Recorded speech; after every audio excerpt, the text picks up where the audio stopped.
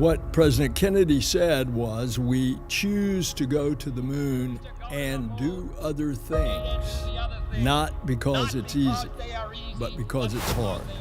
The cost of failure is much higher than the cost of scrubbing. We have an obligation to get this right. This is a whole new vehicle, a whole new technology, a whole new purpose of going back to the moon in preparation to go to Mars. And yes, it's hard. The countdown to T-0 starts approximately 2 days before launch.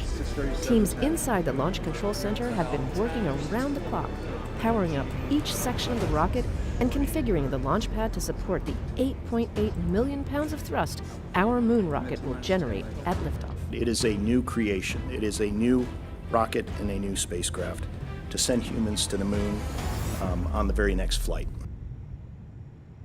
Today, we make history. With the launch of the most powerful rocket the world has ever seen, we are taking the first step in humanity's return to the moon. I can tell you there's an energy and there's an excitement around the Kennedy Space Center, I would say, across the agency and all around the Space Coast as we get closer and closer to this launch. This mission will validate that the rocket and capsule do perform as expected before future Artemis missions send astronauts to the lunar surface. We have worked really hard to get here. The team has done an absolutely outstanding job, and we're up to the challenge, and I'm really looking forward to a successful test flight. You are looking at the world's most powerful rocket and Orion spacecraft live on Launch Pad 39B. Artemis 1 embodies the hard work of thousands across the world determined to explore for the benefit of all. I'm Megan Cruz, and this is NASA astronaut Kayla Barron. When I first walked up and saw the view from the desk here, I was just blown away. This is the moment when it comes to the countdown, and then tension starts, and well, let's cross fingers, everything works well. Tension is rising, and we are fully excited here. Over the past few years, teams have put in thousands of hours performing simulations and rehearsals to ensure that they are ready for this moment. As our 0 hour approaches for the Artemis generation, we do have a heightened sense of anticipation, and there's definitely excitement amongst the team members. We've noticed just the overall mood and focus within the team is definitely a positive one. Now, with all systems configured correctly, the launch director gives the final go for liftoff. On behalf of all the men and women across our great nation who have worked to bring this hardware together To make this day possible. And for the Artemis generation, this is for you. At this time, I give you a go to resume count and launch Artemis 1. This mission goes with a lot of hopes and dreams of a lot of people. It's no longer the Apollo generation. It's the Artemis generation. And that brings a whole new world of discoveries.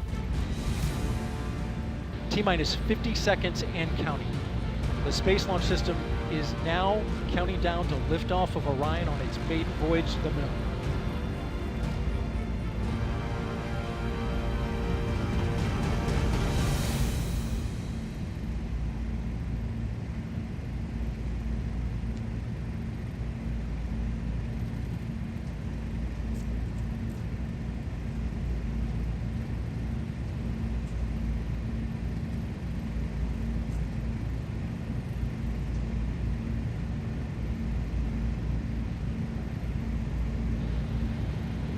And here we go.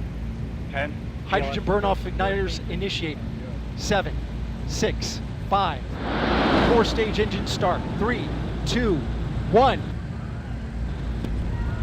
And liftoff of Artemis 1. We rise together back to the moon and beyond.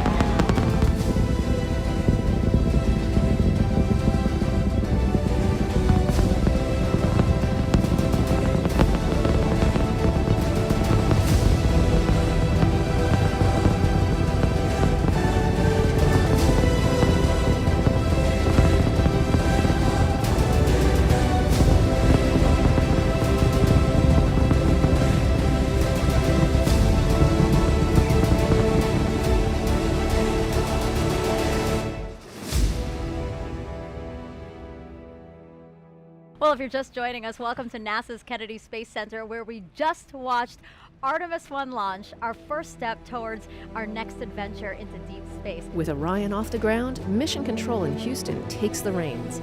Our nation is returning to the moon. And we have worked hard as a team. You guys have worked hard as a team for this moment. This is your moment.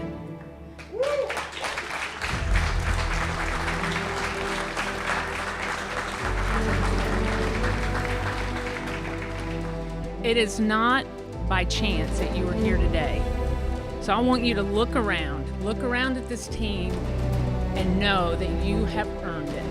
You have earned your place in the room. You have earned this moment. You have earned your place in history.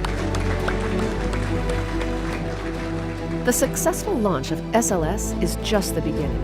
Orion will spend the next several weeks journeying around the moon, sending flight data back to teams here on Earth for real-time analysis. During its mission, Orion reached speeds traveling about 30 times as fast as the speed of sound. This dramatic video of the Earth-Moon transit that took place showed and punctuated the fact that we were pressing away from our home planet to a distance of some 268,000 miles away from Earth, further than any human-rated spacecraft had ever traveled, for a spacecraft designed to return humans to Earth, eclipsing the mark set by the Apollo 13 vehicle back in 1970. After several weeks of flight, it was time for Orion to return home. A half-century later, NASA's newest moon explorer, the Orion spacecraft, is barreling its way back home after circumnavigating the moon and beyond in an elliptical distant retrograde orbit. Now less than 2 hours away from splashing down in the Pacific Ocean west of Baja, California, to complete its shakedown mission.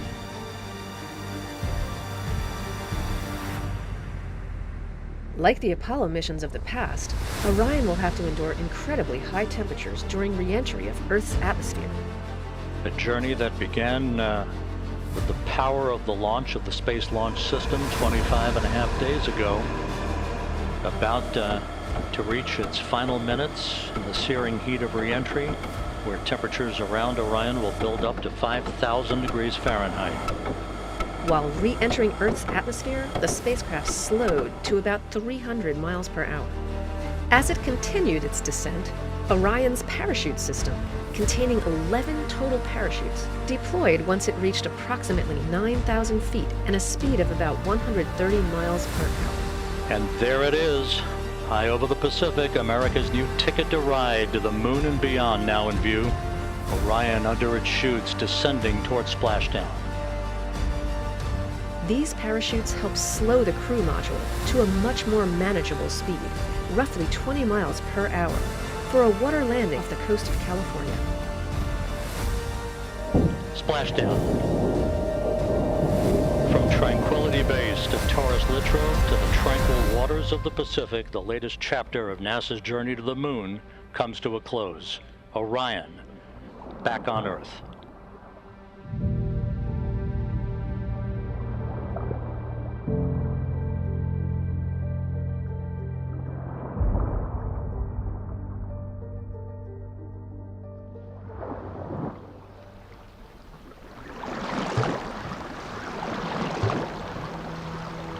We've got a perfect view, a front row seat to the Orion splashdown.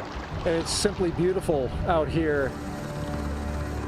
That is a human-rated capsule that went around the moon and returned and is now in the Pacific Ocean. I think I can speak for the whole dive team that we're honored to be part of history and to be part of something so monumentous, and just ready and excited to go out and do this. When Orion was deemed safe to approach, team members jumped into the water and attached hardware that steadied the capsule. What we do at NASA really is all about collaborations, and the collaborations that we've had with the Department of Defense in particular over the past many, many years, their hard work and their dedication as they went through a great deal of planning, hardware development and processes, and a lot of practicing to get to this point and make it look easy. And that team, made of a combination of NASA and Department of Defense personnel, has put in years of work to make sure that they were ready. Melissa Jones, the recovery director, just came from outside the ship's control center where she was monitoring and, of course, managing her team in the midst of this recovery. So, Melissa, thank you for being here. Thank you for having me. It's been a long time coming. We've been working this mission for a while, and we've done a ton of training. And every time you do training with a mock-up capsule, you don't have any of that. You don't have parachutes.